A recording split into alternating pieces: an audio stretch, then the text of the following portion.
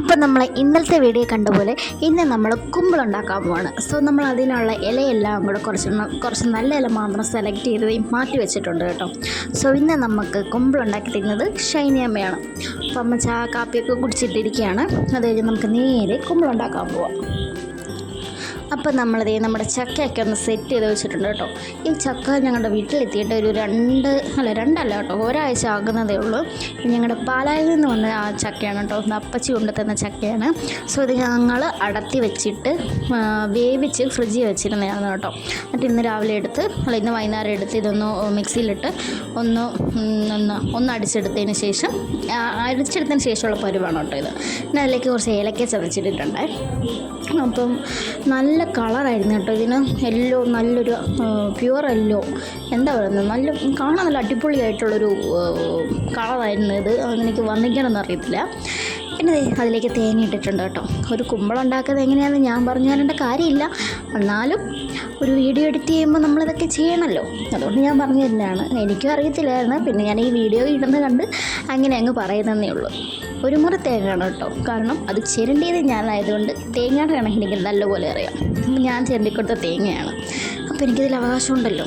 പിന്നെ ഉള്ളതൊരു ശർക്കരപ്പാനിയാണ് കേട്ടോ. ഇത് ഒരു ശർക്കരയാണെന്ന് തോന്നുന്നു. ഈ സമയത്തൊന്നും ഞാൻ അങ്ങോട്ട് മൈൻഡ് ചെയ്യാൻ പോയിട്ടില്ല കേട്ടോ. അപ്പോൾ ശർക്കര ഉരുക്കി അത് പാനിയാക്കിയിട്ടാണ് കേട്ടോ ഒഴിച്ച് വെക്കുന്നത്. അപ്പോൾ നമ്മൾ മൊത്തം ഒഴിച്ചിട്ടില്ല, മധുരം അനുസരിച്ച് മാത്രമേ ഒഴിച്ചിട്ടുള്ളൂ. വീട്ടിൽ ഷുഗറുകാരൊക്കെ ഉള്ളതുകൊണ്ട് നമ്മൾ അധികം മധുരമൊന്നും അങ്ങോട്ട് ഉപയോഗിക്കുന്നില്ല. എന്നാലും ആവശ്യത്തിന് മധുരം വേണമല്ലോ, അതിന് മാത്രമേ ഉപയോഗിക്കുന്നുള്ളൂ.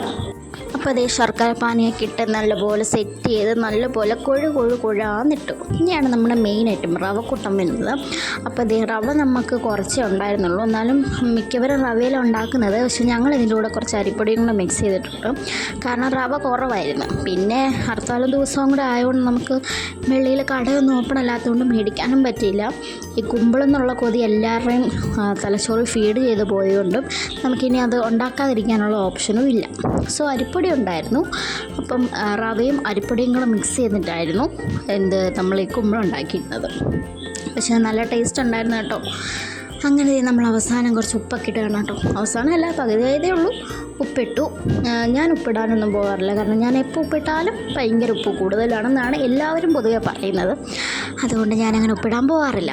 സോ അമ്മ തന്നെയാണ് എല്ലാം ചെയ്യുന്നത് കേട്ടോ. ഞാൻ ചുമ്മാ വീഡിയോ എടുക്കാൻ വേണ്ടി വന്നതേ ഉള്ളൂ, നമുക്ക് കണ്ടൻറ്റ് ക്ഷാമമാണല്ലോ, അതുകൊണ്ട്.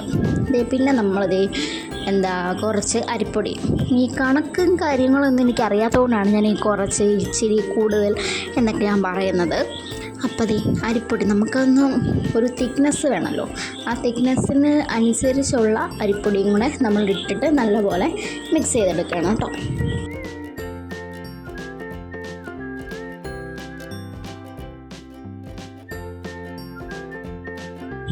എന്തൊക്കെ പറഞ്ഞാൽ സ്പൂണും കൈയും തമ്മിൽ നല്ല വ്യത്യാസമുണ്ടല്ലോ, വായും വയറും എന്ന പോലെ.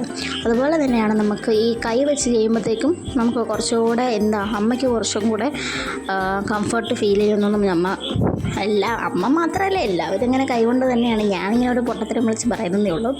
സ്പൂൺ വെച്ച് ചെയ്തിട്ട് എനിക്ക് തന്നെ ഏതാണ്ട് പോലെ തോന്നുമായിരുന്നു. ഞാൻ തന്നെ അമ്മ കൈയിട്ടിളക്കാം, ഞാൻ തന്നെ പറഞ്ഞു. അങ്ങനെയാണ് അമ്മ കൈ വെച്ച് ചെയ്യുന്നത്.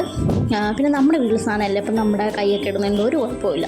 ഇനിയുള്ളതെന്ന് പറയുന്നത് മധുരം നോക്കൽ ചടങ്ങാണ്.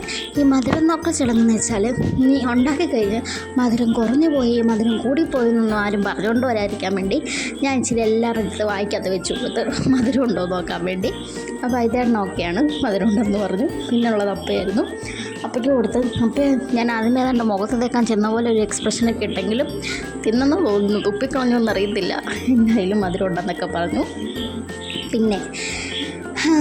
പിന്നെ നമ്മുടെ ഇല തുടയ്ക്കൽ കർമ്മം. ഇലയെല്ലാം പറിച്ച് വെച്ചു, അതിൻ്റെ അകവും പുറമൊക്കെ തുടയ്ക്കണം എന്ന് പറഞ്ഞു. ഞാൻ ആദ്യമേ അകം മാത്രമേ തുടച്ചുള്ളൂ, പിന്നെയാണ് മനസ്സിലായത് പുറവും കൂടെ തുടയ്ക്കണമെന്ന്. പിന്നെ അതൊക്കെ പിന്നെയും എടുത്ത് തുടച്ചു. അതൊന്നും ഞാൻ വീഡിയോയിൽ ഇട്ടിട്ടില്ല കേട്ടോ. ഇനിയിപ്പം അമ്മ അതൊന്ന് സെറ്റ് ചെയ്യുന്നതാണ് നിങ്ങൾ കാണാൻ ഇനി പോകുന്നത്. അപ്പം എനിക്കിതെങ്ങനെയാണെന്നൊന്നും അറിയത്തില്ലായിരുന്നു. അപ്പം അമ്മ ആദ്യം ചെയ്യുന്നത് കാണാം.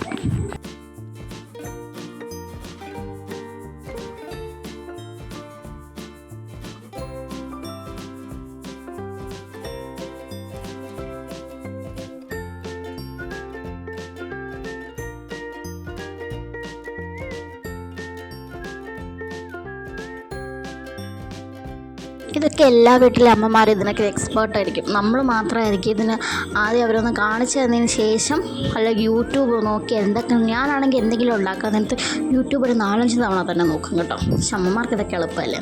പിന്നെ നമുക്കിനി ഇത് വേവിച്ചെടുക്കണമല്ലോ. വേവിച്ചെടുക്കാൻ വേണ്ടി അപ്പച്ചമ്പിനകത്ത് വെള്ളമൊക്കെ വെച്ചു. ഞാൻ പിന്നെ എൻ്റെ കയ്യിലിരുന്ന 3 എണ്ണം, അതായത് ഞാൻ സെറ്റ് ചെയ്ത് വെച്ച 3 എണ്ണം അമ്മ എടുക്കാതെയാണ് പോയത്. അപ്പോൾ അത് ഞാൻ തന്നെ എടുത്ത് അപ്പച്ചമ്പിനകത്ത് വെച്ചു, സെറ്റ് ചെയ്തു. ബാക്കിയെല്ലാം അമ്മ മെളി വെച്ചു. നമ്മളെടുത്ത ഇലയെല്ലാം യൂസ് ചെയ്തിരുന്നു. അപ്പം അതെല്ലാം വെച്ച് സെറ്റ് ചെയ്ത് മൂടി വെച്ചു. പിന്നെ നമുക്കിത് വേഗം വരെ ഒരു കാത്തിരിപ്പാണ്. കാരണം ഇതങ്ങ് നമ്മുടെ ഉള്ളിൽ കിടപ്പുണ്ടല്ലോ കുമ്പിളെന്നുള്ളത്. അപ്പോൾ ഈ കുമ്പിൾ കിട്ടാതെ ഇനി ഒരു രക്ഷയില്ലെന്ന് പറയുന്ന പോലെയാണ്. ഇനി ഇതൊന്ന് വെന്ത് കിട്ടണം. ഇതിപ്പോൾ നമ്മുടെ കുമ്പിളൊക്കെ വെന്തു. നമ്മൾ പതിയെ അപ്പച്ചമ്പ് തുറക്കുമ്പോൾ അതിൽ നിന്നൊരു മണം വരും. അതൊരു 1.5 മണമാണ് കേട്ടോ. നമുക്ക് അങ്ങോട്ട് വിശപ്പ് അങ്ങോട്ട് കൂടും. പ്രത്യേകിച്ച് വൈകുന്നേരം സമയം കൂടെ ആയതുകൊണ്ട് പറയണ്ടല്ലോ. ചായയും കുമ്പിളും ഒക്കെ ആണെങ്കിൽ സെറ്റ്. ചായയല്ല കേട്ടോ, ഞങ്ങൾ കടുങ്കാപ്പിയാണ് കുടിക്കാറ്. പിന്നെ എന്താ പറയുക, നമ്മളത് ഓരോന്ന് പാത്രത്തിലേക്ക് മാറ്റി. നല്ല ചൂടുണ്ടായിരുന്നു, അതുകൊണ്ട് ഞാൻ കൈയിട്ട് വരാനൊന്നും പോയില്ല. അമ്മ ഓരോന്നിങ്ങനെ പാത്രത്തിലേക്ക് എടുത്ത് വെച്ചിട്ട്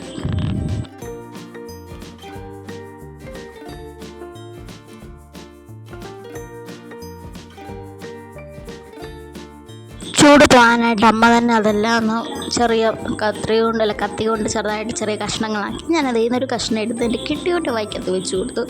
അപ്പോൾ പുള്ളി കൊള്ളാമെന്നൊക്കെ പറഞ്ഞു. പിന്നെ ഞങ്ങളെല്ലാവരും കൂടെ അതിരുന്ന് കഴിച്ച് കാലിയാക്കി. അപ്പോൾ അത്രേ ഉള്ളൂ.